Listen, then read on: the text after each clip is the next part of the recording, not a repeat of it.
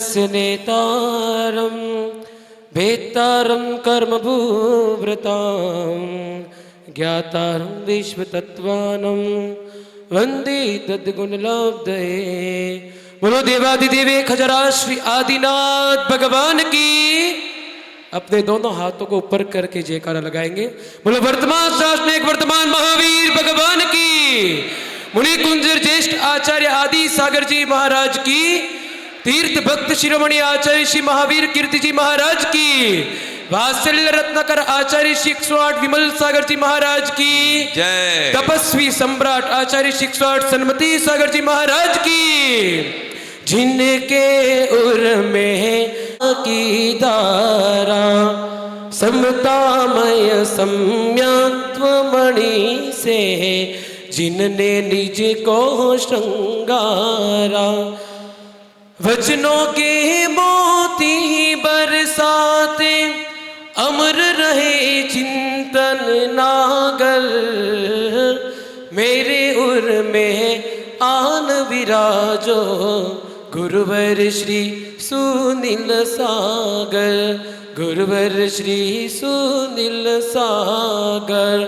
बोलो परम पूज्य वर्तमान के वर्तमान चतुर्थ पट्टाधीश आचार्य श्री 108 सुनील सागर जी गुरुदेव की जय। बोले आचार्य संघ की जयकारा गुरुदेव का।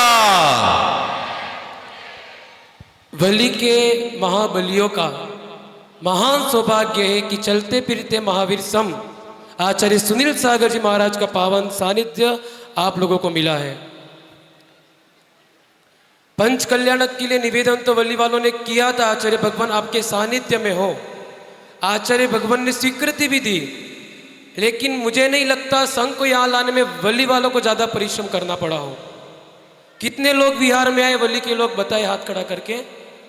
जावत से बात नहीं कर रहा हूं मैं, जावत से तो बहुत से लेने के लिए आए थे, 10 किलोमीटर ही बचा था। लेकिन जब आचार्य भगवान 1000 किलोमीटर की किशनगढ़ से यात्रा करके वली में पधारे, कितने लोग 1000 किलोमीटर तक आहार विहार निहार की व्यवस्था में थे? बहुत कम लोग थे। लेकिन आप लोगों का पुण्य इतना तेज था कि आचार्य भगवान का फिर भी आपको सानिध्य आपको मिला।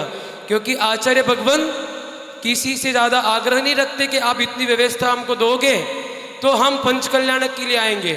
ये आप लोगों के लिए नहीं आए यहाँ पे जिनेंद्र भगवान के पंच कल्याणक भगवान को इस पाषाण को परमात्मा का रूप देने के लिए यहाँ पर आपके बीच में आए हैं। नहीं तो आचार्य भगवान का इंदौर के प्रोग्राम के लिए बहुत आग्रह था, बहुत निवेदन था कि हमारे इस महामहोत्सव में पधारे आचार्य विशुद्ध सागर जी महाराज का, जिन्हें आचार्य विराग सागर जी महाराज जी का उत्तराधिकारी घोषित किया था। उसका महामहोत्सव इंदौर में चल रहा है। इसके लिए आचार्य भगवान को बहुत आग्रह था। अब आप बोलो कि क्यों महाराज जी को ज्यादा आग्रह कर रहे थे? क्योंकि मूल परंपरा जो है मुनि कुंजर आचार्य आदि सागर जी के, क्योंकि आचार्य विराग सागर जी कहे या आचार्य विमल सागर के, सभी इस परंपरा के अंतर्गत में ही आते हैं। तो विशुद्ध सागर जी महाराज जो भी महाराचार्य परमेष्ठी है वो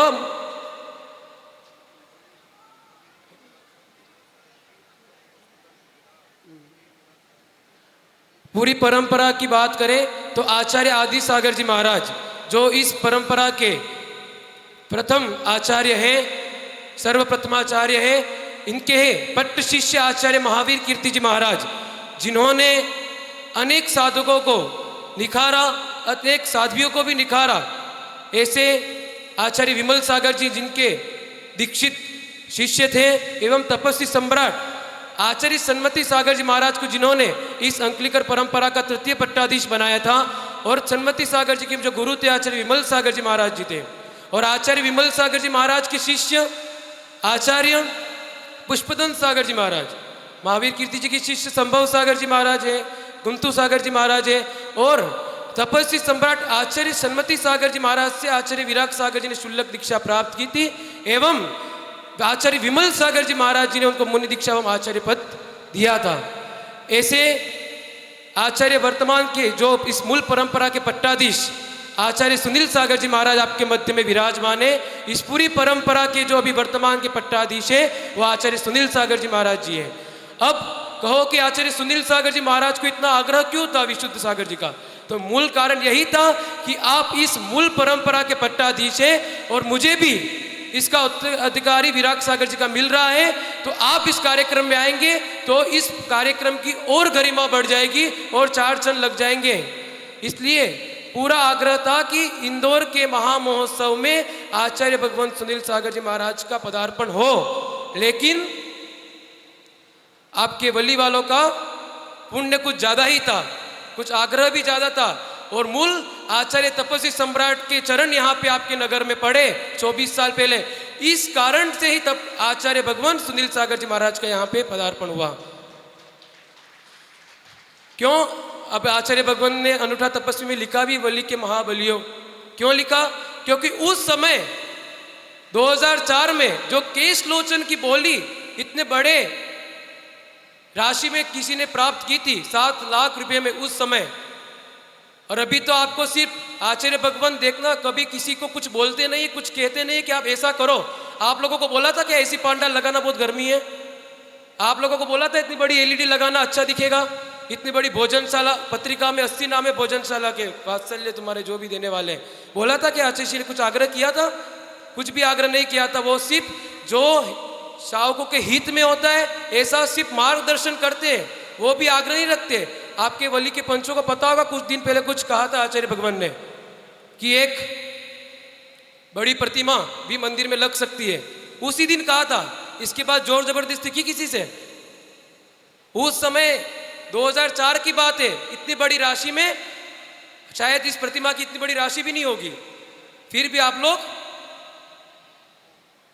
लेकिन कोई बात नहीं, कोई आग्रह नहीं, आपने इतना बड़ा महोत्सव किया, कोई भी अनुकूलता हो वैसे कार्य करें, लेकिन आचार्य भगवान सिर्फ ऐसा मार्गदर्शन कहते हैं जो समाज के हित में होता है, वो नुकसान में नहीं होता है। और आप लोगों को सौभाग्य ऐसा प्राप्त हुआ है, वली के इस महानुभवों को लगातार विहार करते हुए संघ यहाँ पर पदार्पण में हुआ और 2 महोत्सव चल रहे, एक तो यहाँ पंच कल्याणक भी चल रहा है और इसी परंपरा में एक बड़ा महोत्सव इंदौर में भी चल रहा है। और ऐसा नहीं कि वहाँ पे कुछ आचार्य भगवान ने कुछ भेजा नहीं होगा, चल रहा है तो चलने दो। कल 30 तारीख को जो मंगलमय उनका संस्कार हुआ, वहाँ पे सिंहासन में बैठे, तब आचार्य भगवंत को भी उन महाराज जी ने याद किया और वहाँ पे जो आचार्य भगवंत ने शुभेच्छा भेजी थी इस कार्यक्रम के लिए लगभग 5 से 6 मिनट की, उस बड़े हजारों पब्लिक के बीच में एलईडी पे उसको आचार्य भगवंत के मंगलमय उद्बोधन को वहाँ पे भी चलाया गया। और आचार्य भगवान ने क्या कहा? अपने स्वार्थ के लिए कुछ नहीं कहा।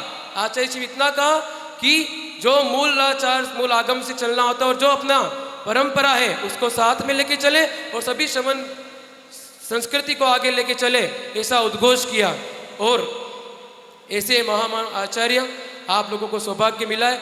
अब आप लोगों के ऊपर है, आप किस ढंग से आचार्य भगवान को ले और किस प्रकार से उनका महिमा मंडन करें। ध्यान रखना, साधुओं का महिमा मंडन नहीं होता है, ये जिन धर्म का महिमा मंडन होता है, जिन शासन का महिमा मंडन होता है। इसलिए श्रावकों का कर्तव्य होता है, कभी भी मुनि राजों को अपन आग्रह करते हैं कभी बड़े प्रोग्राम के लिए तो अपनी जिम्मेदारी होती है।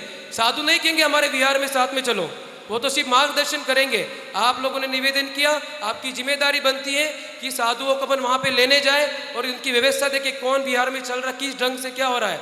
ऐसा नहीं कि मोटरसाइकिल पे बैठे महाराज जी पैदल चल रहे, अपन पीछे पीछे उनके बाइक पे चल रहे, साथ में पैदल चले। और आगे कहाँ पे जाना है?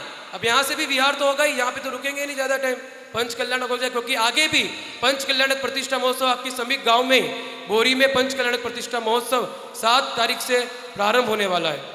और बीच में खेड़ी भी आएगा जहाँ पे आचार्य भगवान के सानिध्य में ही पंच कल्याणक प्रतिष्ठा महोत्सव होगा। जब आचार्य भगवान का मंगलमय पदार्पण 2021 में यहाँ पर हुआ था, तब जावत, खेड़ी और वली इन 3 गांवों को अलग, और भी 4-5 गांव थी जिनको पंच कल्याणक प्रतिष्ठा, जिनका मंदिर का काम लगभग पूरा हो चुका था, लेकिन मन बनने में, पंचायतों की मीटिंग होने में बहुत समय लग जाता है। लेकिन फिर भी आचार्य भगवान ने, संघस्थ साधुओं ने कहा था अभी कर लो, फिर कब कितने साल निकल जाएंगे पता नहीं चलेगा। लेकिन खेड़ी वालों, जावत वालों में हिम्मत की तो उनका पुनः पंच कल्याणक आचार्य भगवान उदयपुर जाके पुनः इस क्षेत्र में आए थे और अति भव्यता के साथ वो पंच कल्याणक सामान्य रूप से संपन्न हुआ था। अब बलि वालों की जीत थी कि अब पंच कल्याणक हो तो आचार्य सुनील सागर जी से ही करवाएंगे। उनको बोला कि अभी कर दो, आपका काम हो जाएगा जल्दी। नहीं, हम अभी नहीं करेंगे, हमारा अभी इतना बजट नहीं है, जो काम नहीं होगा वो नहीं होगा। और तो और तब मान स्तंभ का शिलान्यास भी उसी समय हुआ था ना। और आज वही दूध की तरह पाषाण का मान स्तंभ बन के तैयार है, हो गया। और इतना भव्य मंदिर का 4 साल बाद आचार्य भगवान का पुनः पदार्पण हुआ। और भव्य आज आप देख रहे हो कितने 4 चांद लग गए इस पंचकल्याणक प्रतिष्ठा महोत्सव में। एक बात कहना चाहूँगा, जो मंदिर बना है बहुत आलीशान बना, हमारे आचार्य भगवान को बहुत पसंद आया। अब आप बोल रहे हो क्यों पसंद आया, आप ऐसा क्यों बोल रहे हो, आपने सुना क्या उनके मुख से प्रशंसा? मैंने कहा सुनी। पहले दिन जब आचार्य भगवान का पदार्पण इस वलीनगर में हुआ था, रात्रि विश्राम, गर्मी का समय था, आपको पता होगा कैसे कच्चे रास्तों से चल के आचार्य भगवान आए थे, कितनी थकान हो गई। तो रात को उमस थी, नींद आ नहीं रही थी, तो रात्रि में 10-11 बजे विश्राम में गए होंगे, बड़ी मुश्किल से 1-1.5 घंटा भी नींद। आपको ये बातें नहीं बताई जाती है कि कौन कितना सो रहा, आप तो मजे में पांडाल के एसी में बैठे हो।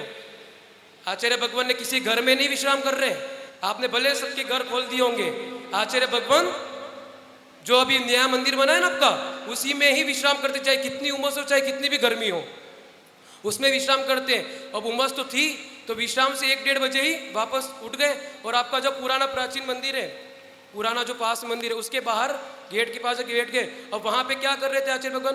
उस मंदिर को निहार रहे थे। कितना आलीशान मंदिर बना, कैसे दूध के पाषाण से ये मंदिर बना है, जैसे दूध जैसा पूरा मंदिर ये मंदिर लग रहा है।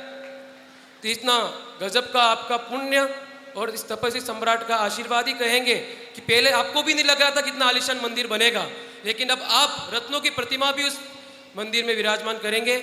जब गुरु की भक्ति निस्वार्थ भाव से करते हैं तो अपना ऐसा पुण्य बढ़ता ही है। और इसी निरंतर आप भक्ति करते रहे, इसी मंगल भावना। बोलो परम पूज्य चतुर्थ पट्टाधीश आचार्य सुनील सागर जी गुरुदेव की।